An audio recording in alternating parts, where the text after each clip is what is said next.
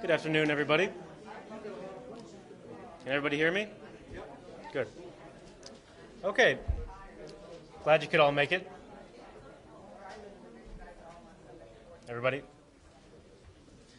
Forgive the delays. As always, there are technical issues to work through. I appreciate your patience. So last week, I lectured on the broader, universal Native American experience of a loss of homeland and traumatization by focusing on the history of one tribe, and that's the Ioway Nation of Kansas and Nebraska. You learned how a very powerful hereditary monarchy with control over extensive trade networks between the Mississippi and the Missouri was progressively stripped away from 44 million acres down to less than 3,000 through a process of manipulative treaties, coercion, and simply broken treaties. You learned how the Ioway were often helpless to defend themselves when they made treaties with the U.S. government because they often weren't even given a translator. They didn't even know what lands they were signing away. They were certainly helpless when the U.S. government made treaties over Ioway land with tribes that had no right to sell Ioway land in the first place, like the Sac and Fox. You also learned, finally, how Iowa was only made a state after it was almost completely purged of Native American people. I did some research and confirmed that the only federally recognized tribe in Iowa today is the Sac and Fox, and that's the tribe that was pushed into Iowa, into Ioway Nation's homelands, and helped push the Ioway out. So today I'd like to lecture on the Ioway experience after they were forced out of Iowa and Minnesota to Kansas and Nebraska, when they're living in Indian country in the West.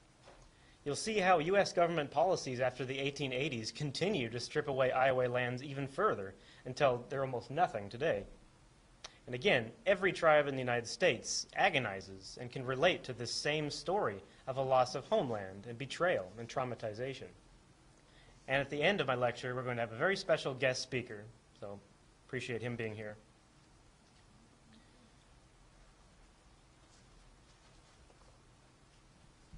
So if you look closely at the map, you'll see that after 20 years of treaties with the U.S. government, the Ioway were forced out of their homelands in Iowa and Missouri across the Missouri River to the tiny reservation on the other side of the Missouri.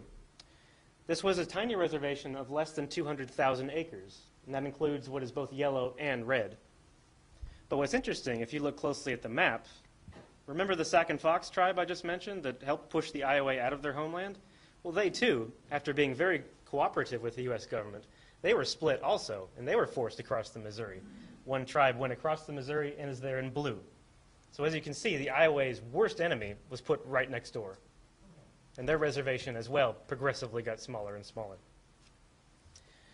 So the problem was, the Ioway, when they landed in their new reservation, they were promised a territory of absolute sovereignty, that their lands and their boundaries were inalienable after they had given up 44 million of them.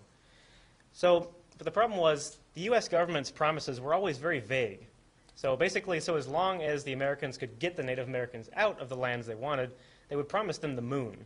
They would tell them, if you just sign this treaty, we will give you this massive reservation across the Missouri, beachfront property basically, that has Purple Mountains majesties, beautiful lands for as far as you can see.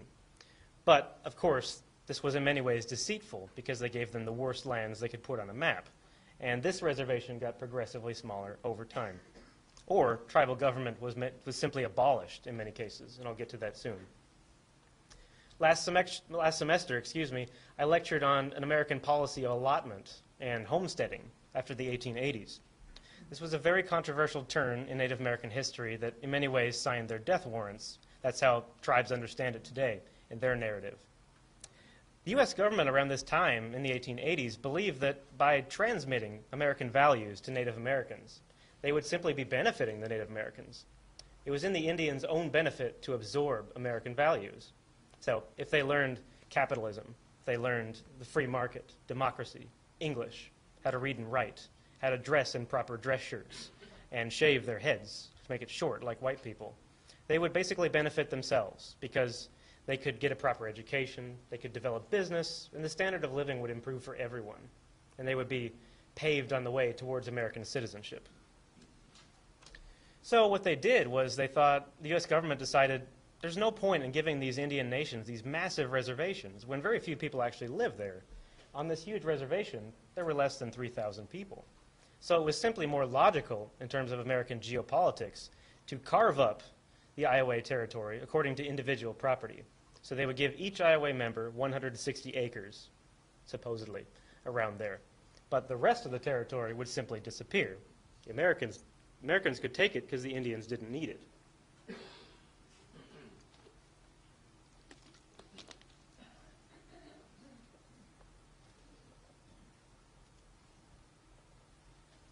So essentially, they ripped up the treaties that they promised with the Ioway Nation and dissolved the tribal government altogether. It was now in the hands of individuals. And in theory, this was supposed to be beneficial, as I mentioned. It's easy for us to look back today and say, oh, the Americans were just lying through their teeth. They just wanted to make Native Americans suffer. But according to my opinion, from a scholarly standpoint, they actually believed that Native Americans would benefit because they had every reason, as America expanded to the West, to believe that American values and American business practices improved the standard of living. America was growing very rapidly. Why couldn't Native Americans too? But despite these officious promises, the ultimate result was that there were 270,000 acres in the region of the Ioway homeland that were now surplus and under U.S. trusteeship. Basically, a sovereign nation's lands in the Ioway reservation was forfeited without their consultation. And now is when it gets worse. Yeah, but now that there's all this land under surplus, under U.S. trusteeship, what do you do with it? So the U.S. government sold it for often even nothing, sometimes 3 cents an acre, to American settlers who were very anxious to expand to the West, as America was. The goal was that superior, civilized American white people would settle on these lands, they would irrigate them, they would develop them, they would found businesses, they would produce it, basically. So the government could tax them and benefit, and the region would become fully integrated into the United States. But the end result for the Native Americans was this basically gave the green light to traumatization, because with federal mandate, American settlers could come in to the Ioway Nation, kick them off their lands if they had to, and do whatever they want, carte blanche, because it was not Indian property on paper anymore.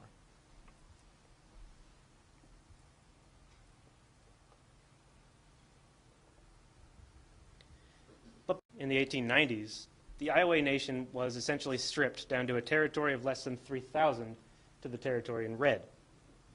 And keep in mind, these are lands, the yellow and the red, are lands that were promised to the Ioway in compensation for the 44 million acres they had forfeited on the other side of the river. Now most of them are gone.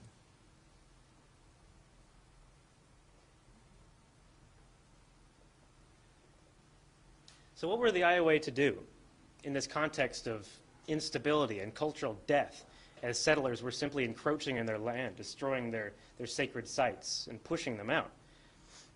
In contrast, in reaction to this, many Native Americans in the Ioway community simply fled voluntarily. They went to the west, into what is called Indian Territory. And this is a very abstract region that was set up after the 1830s by the U.S. government. This was a territory where Native Americans could go to freely and freely practice their languages, their cultures, their religions, their politics, whatever they wanted. This sounds good, right? But the underlying intention of the U.S. government in setting this up was that, good, Native Americans would leave and we wouldn't have to do anything about it. It's easier for them. But also, as you can see on this map, the Indian Territory was set up just around the same time as the Trail of Tears, which we'll talk about next week, where the civilized tribes in the East Coast would be force-marched all the way into Indian Territory. America would get the gold, but the Indians would be in the new land of total cultural freedom. Of course, this ended up not being the case, because by the time Oklahoma was admitted as a state, these Indian ideas and goals of freedom and equality were simply squashed.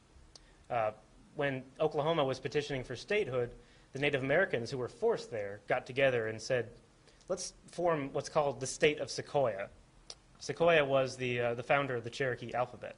So the idea was, we will put forth a petition to Washington, and we will have a state that is completely integrated into the United States in every way. But we want the Constitution to be distinctly Native American. But this was too complicated, so the U.S. government simply ignored it and made Oklahoma a white state, basically.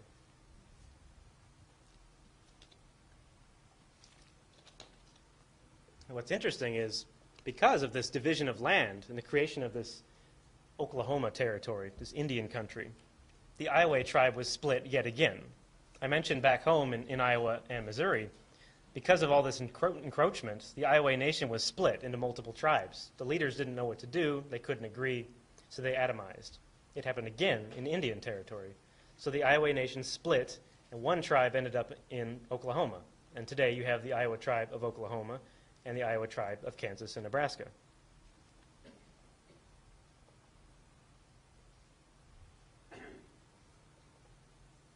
And now it gets even worse. So even back on the reservation, or what was left of it, in the Iowa Nation's sovereign territory, white missionaries from the countryside continued to influence Ioway culture, to intrude in their political affairs, and pave the way for Americanization, basically. Missionaries went into the Ioway Nation and promised them that we will feed you, we will give you medicine, we will educate you, we'll teach you English. This will provide every opportunity to you to come to America, become citizens, which didn't happen yet, and you would get a job. You could feed your family. But in return, the missionaries would get control over your territory to some degree, and they would be able to Christianize you. They would call the shots, basically. That's how it ended up. And what's interesting is that for most cases, Native American languages were either shunned or simply banned by missionaries. It was simply deemed unchristian and barbaric. But in the Ioway case, it's thanks to the missionaries that the Ioway language survives today. They were the first to put Ioway language to script, or Bahoje, it's called. But, of course, this was not meant to be humanitarian to the Native Americans. It was to pave the way for Americanization and citizenship. So the result was a slow but definite erosion of Ioway culture by the missionaries.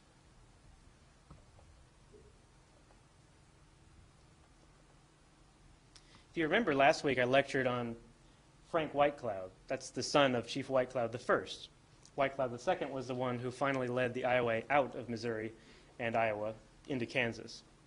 Well, he looked around him and he saw that the Ioway Nation living on this reservation is broken. They didn't know what to do. So with all this instability, he contacted an old friend of his by the name of George Catlin, very famous painter, one of the most important figures in Native American art history. He went around the country and painted hundreds of wonderful paintings, including the last one you just saw, that is in many ways responsible for keeping the traditional heritage and clothing of Native American tribes alive today. So what Whitecloud did was he petitioned to Catlin to tour Europe together. And the Ioway would go with him to Europe, they would sell his paintings, and they would basically raise money for the tribe. But at the same time, the goal was that the Ioway hoped to secure diplomatic contacts. They hoped that if we can forge some kind of alliance, at least be recognized in more than just a backwater tribe, we might be able to offset some of this American intrusion.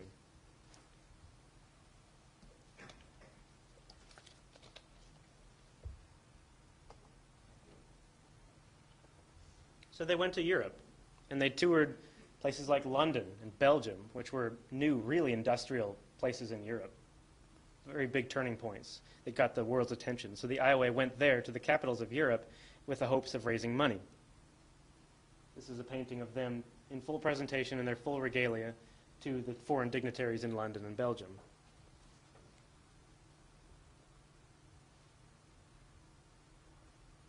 Here you can see they're setting up their tents, being traditional, showing these Europeans the sovereign cultural lifestyle of the Native American people in the Ioway. You can see the British figures dressed in their traditional garb as well. You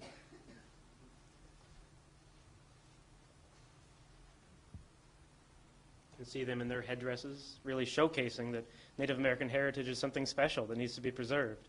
We're not savages with loincloths. We're not just assimilated Americans. We're a distinct national heritage.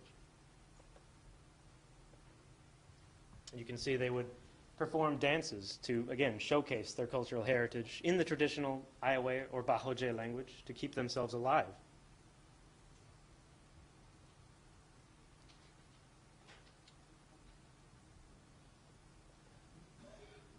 But if you remember what I said last week was that when Chief Whitecloud I went to Washington with Chief Greatwalker, because they were so acquiescent to American demands, simply giving in to what the Americans wanted, they were given peace medals by President Monroe. What's interesting is when they toured Europe, they were treated as royalty. They were basically kings of sovereign nations, just like anyone else, and they were given gold. Americans, however, viewed them as savages. So, back home in the Ioway Nation, you had a problem because the money that they were supposed to get for selling their homelands, the 44 million acres, still had not been dispersed for the most part. So, the U.S. government finally decided to disperse them while the Ioway were away in Europe. There were no Ioway chiefs, so they wouldn't give it to them. So whom did they give it to? They gave it to the white missionaries.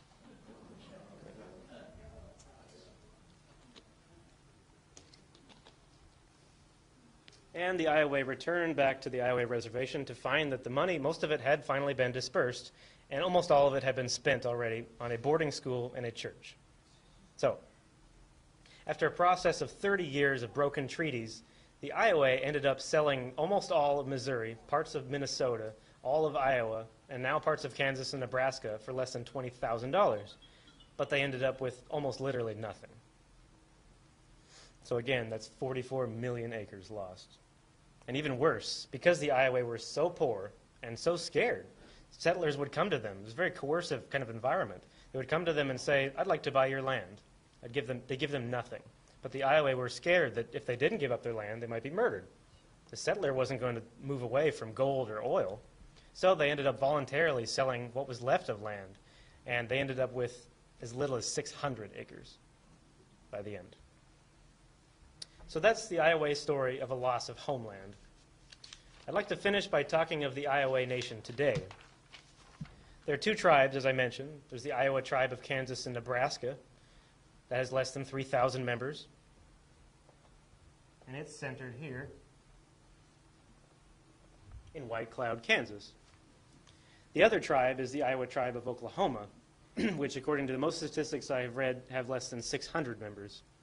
Their languages, called Bahoje or Chuere, are almost dead, but fortunately, as you'll see on this DVD I'll show you today, the alternate soundtrack is in the traditional Ioway language. And this has really inspired other tribes that using cutting-edge technology, we can keep our cultures alive.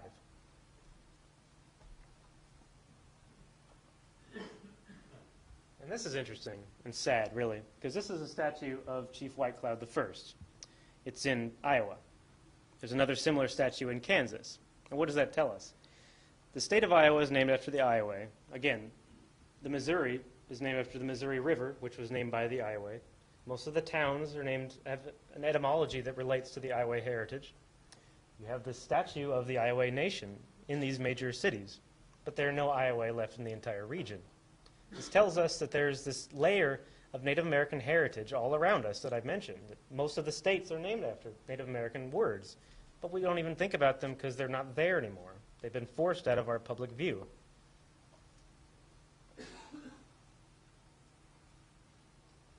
But very, very gradually, the Ioway are recovering using a still very nascent casino gaming industry. So that's good, but things are still very, very bad. So, but with all that sadness, I'd like to end on a positive note for a change in this class.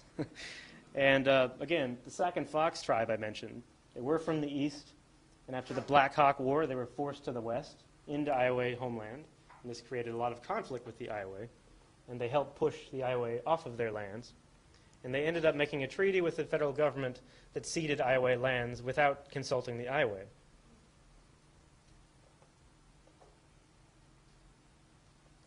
If you remember, I mentioned a chief named Nohart who went to Washington in protest of these cessions of lands. And he made this very detailed map that showed very accurately the tributaries of his former Ioway homeland. Shows the rivers, shows all the important trading hubs to prove that we are Ioway, this is our land, we know all about it, and no other tribe has any right to forfeit it without our consultation. So, in the 1990s, the Ioway Nation sued the federal government with 8 lawsuits using this exact map. And they proved that these were Ioway lands, and the Sac and Fox, the treaty between the U.S. government and the Sac and Fox was null and void. And the Ioway won, and they got rewarded $8 million, about $1,600 per person, to both Ioway tribes. So that concludes my 2-week lecture on the Ioway Nation. And you've seen through one tribe how Native Americans all relate to this same feeling of once having a great homeland, although very romanticized in many cases, but they've lost it all through this process of coercion, manipulation, and broken treaties.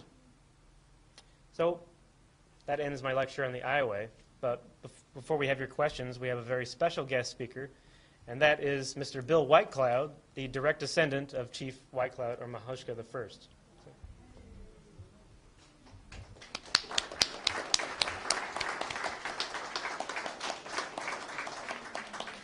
He spent significant time in Kansas and the reservation, so if you have any questions, please ask him. Good afternoon, everybody. I'm fortunate that my dad in the 1960s, early 1960s, when I was in junior high and high school, was researching our ancestors. And luckily, since my fourth great-grandfather was Chief Whitecloud I, because of the treaties being made and when the chiefs would go to Washington to make a treaty, the government commissioned their paintings done by a painter named King, Charles King. And so there's research out there that my dad found from the early 1800s. There were really only two books about our tribe, and that was one by McKinney, who was the first superintendent of Indian Affairs. And McKinney, it's really strange, there were a couple of hundred paintings done by King of the various chiefs, and McKinney would borrow them from the Department of War where they were all hanging and have them copied. And then they were in the Smithsonian and it burnt down, and they would have all been lost except for McKinney had all these copies. And he published a couple of volumes of the paintings plus a short history on each tribe. And the second authority of the time was George Catlin, a famous painter. He spent 10 years going up and down the Mississippi and the Missouri River painting the Indian chiefs that had signed peace treaties after the Louisiana Purchase. The government felt that even though they purchased the Louisiana Purchase from France, they needed the Indian tribes to relinquish their title. So that's why they started making the peace treaties. Like my fourth great-grandfather, when he went to Washington, D.C., he said, well, the French never owned this land to sell you in the first place, but I'm empowered by my tribe to relinquish any title we might have to the land between the Mississippi and Missouri rivers, and we hope that you'll give us whatever you feel fair. Which, that's one of my biggest regrets. My ancestors had control of 44 million acres, and then now I'm down to a 1,000-square-foot condo. And at the time when my dad did the research, there was just the two books, and then there were documents that were written by missionaries, documents that were written by the Indian agents, that he could find that, but we didn't have the internet at the time. And I remember my dad would come home from work and he'd study till 2 o'clock in the morning on microfiche, writing letters to newspapers, asking for an article. They didn't even have copy machines. He'd get stuff on microfiche. And so luckily, he was always telling me these stories, so I remembered it. And now there's 3 or 4 good books out on the Iowa Nation that have been written over the last 20 years. And it's also kind of interesting, the Whiteclouds were hereditary chiefs, meaning that the oldest son would just become the chief. And in the Iowa Nation, there were about a dozen clans, Bear Clan, Buffalo Clan, Wolf Clan, Beaver Clan, and each clan had 3 chiefs, a principal chief, a war chief, and a medicine chief. And the medicine chief would become chief because an old medicine chief would train a young boy about the herbs and so forth. War chiefs would become war chiefs through acts of bravery, and then the principal chiefs were elected by the tribe or the clan. And from Whitecloud I in 1824, when he signed the first peace treaty, he went to Washington, D.C., met with President Monroe, and had that painting done that James showed you here. And Then his son, Frank Whitecloud, or Whitecloud II, he went in 1837 to Washington, D.C. and met with Jackson and had his painting done, and he relinquished the northeast part of Missouri, which was the last land we had, and they moved us across the Missouri River to a reservation. And what's strange, too, is the reservation was on Pawnee land, and they'd been our enemies for hundreds of years, so that didn't go over too well. And then James Whitecloud, Frank Whitecloud's son, became chief in about 1860, and he was chief till 1940. He was in the Civil War, too. So 3 generations of Whiteclouds were the hereditary chiefs up until 1940. And now most tribes don't have chiefs anymore. They have councils where there's 5 or 6 council members that are elected by the tribe. The government didn't want to have chiefs. They wanted to control it more like a city council. And so I think we're almost running out of time to see the movie, so I'm open to any questions anybody might have.